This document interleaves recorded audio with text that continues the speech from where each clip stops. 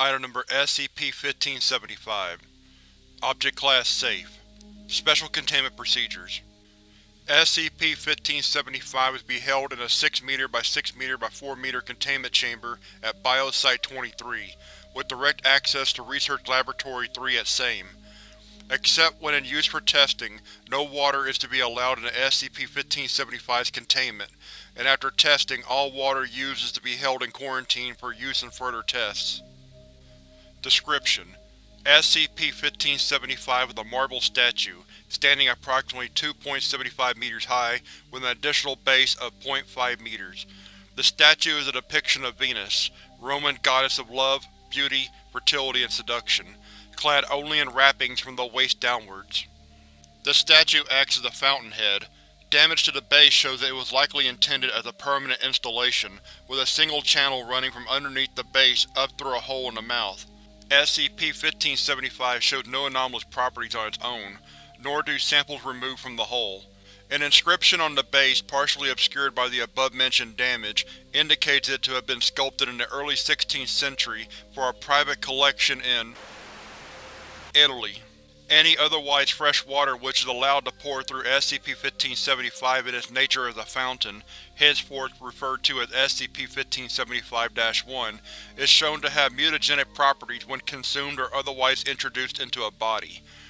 External application, including long-term submergence, does not trigger a mutation.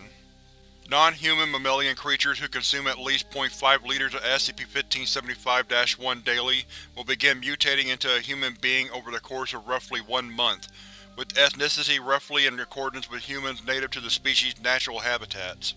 For example, a European deer will have primarily Caucasian features post-mutation, while a North American deer will have features like those of Native Americans. Curiously, most modern breeds of dogs and cats will have indistinct or mixed racial features. Survivors of this process describe it as extremely painful, and it has an approximate 25% fatality rate for females. Males experience a 95% fatality rate, with most survivors having an androgynous appearance with non-functional or completely missing genitalia. Additionally, there is a 40% chance that the animal will retain one or more pre-mutation features, such as fur, paws instead of hands and/or feet, a tail, non-human ears, etc. The final apparent age of the subject is normally in accordance to the stage of life that the creature involved: prepubescent, adolescent, adult, elderly. It should be noticed that cases where the subject is gaining or losing a significant amount of mass, appetites and bodily functions will shift to match. Please see the attached testing logs for specific information. After a successful mutation is completed, subjects normally display an intelligence level typical for what is considered average for their species. Several subjects have shown a somewhat increased capacity for problem-solving that is considered normal for their species. Whether this is due to neural reconstructuring or a byproduct of Foundation testing is currently unknown. Many subjects which develop proper vocal cords are able to learn to speak, but typically only with rudimentary phrases of basic needs, such as food, sleep, play, etc. Similarly, most subjects are able to achieve full mobility within 2 to 4 weeks of stabilization, though manual dexterity takes far longer to perfect if the original species had simple paws or hooves.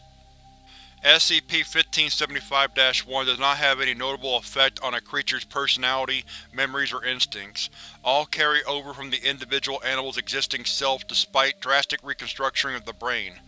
Domesticated animals typically retain previous levels of affection for humans, though the physical and mental trauma of the mutation process often leads to cases of depression and other psychological issues. Humans have not been observed to experience any notable effects when ingesting SCP-1575-1. Non-mammalian creatures will mutate, but due to significant physiological differences, they will have a 99.9% fatality rate due to the drastic and incongruous physiological differences. Only 2 non-mammalian mutations were known to have stabilized. Neither had completely changed to a human form, and both were euthanized after brief study. Addendum 1575-1. SCP-1575 was recovered from a facility named the Miracle Farm, previously owned and operated by Marshall, Carter, and Dark. The stated goal of the facility was to present our clients with the finest in custom-ordered pets, prey, and companions. Mobile Task Force Theta-2, Morrow's morgue, was able to secure the facility. on-hand personnel, attending clients, and living specimens in various stages of mutation. Only specimens were deemed fit for transportation and study, all others euthanized on site. Farm personnel and clients were detained for questioning, then given Class A amnesiacs and released. A cover story of a runaway fire was implanted in their memories before release to explain the destruction of their facility. According to obtained records, at least specimens were known to have been in possession of clients of Marshall Carter and Dark. Mobile Task Force Theta 2's current mission is to track down and recover or destroy said specimens. Thus far, have been accounted for. Addendum 1575-2 Select Testing Logs. Test 1575-2 Subject: Female Japanese field mice. Epidemus argenteus. Adolescent. Result: Subject expired after 12 days. Cause of death determined to be due to overall body size increasing faster than the cardiovascular system was able to supply. Notes: Subject had undergone a 500% increase in overall size, measuring approximately 1.01 meters. Subject had been observed consuming nearly 95% total body weight per day before expiration. Test 1575-4 Subject: Male white-tailed deer. Odocoileus virginianus. Pre-adolescent. Result: Partial transformation. Stabilized after 30 days. Notes: During mutation, subject suffered severe hemorrhaging in the pelvic area. Reproductive organs atrophied. Rendered asexual by end of mutation cycle. Subject maintained tail and base for antlers, however antlers do not grow beyond nubs, typical of yearling bucks. Subject's final appearance androgynous but otherwise typical of Eastern Seaboard Native American. Test 1575-6 Subject: Female Bengal tiger. Panthera tigris, adult. Result: Subject expired after 4 days due to cardiac arrest and failure of liver and kidneys. Notes: Due to the subject's aggressive nature, it was kept sedated during examination. It is believed that the sedatives disrupted the normal mutation process and caused the organ failure. Future subjects not to receive sedatives unless at 80% stabilized. Test 1575-9 Subject: Female domestic canine. Canis lupus familiaris. Of mixed breed, adult. Result: Experiment aborted after 6 days. Notes: Subject was discovered to have a significant flea infestation as well as intestinal parasites. Said parasites were all affected by SCP-1575-1. Testing procedures updated. Dr. sent notice to all staff working with SCP-1575. Test 1575-12 Subject: Hyacinth macaw. Enderhinchus hyacinthius. Pre-adolescent. Result: Subject expired after 20 days. Cause of death determined to be internal injuries suffered from extensive bone fractures.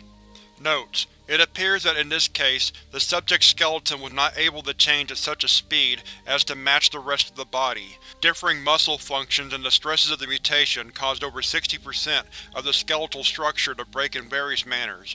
Curiously, the extremities of the wings had already begun to split and appeared to have been forming into crude hand analogues. Test 1575-15 Subject: Female grizzly bear. Ursus arctos horribilis. Adult. Result: Mutation complete. Stabilized after 32 days. Notes: Subject did not consume any food or drink besides SCP-1575-1 during the first 29 days of mutation.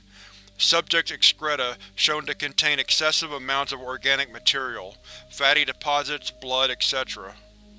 Test 1575-16 Subject: Female gravy zebra. Also imperial zebra. Equus gravy. Adolescent. Result: Partial transformation. Stabilized after 27 days.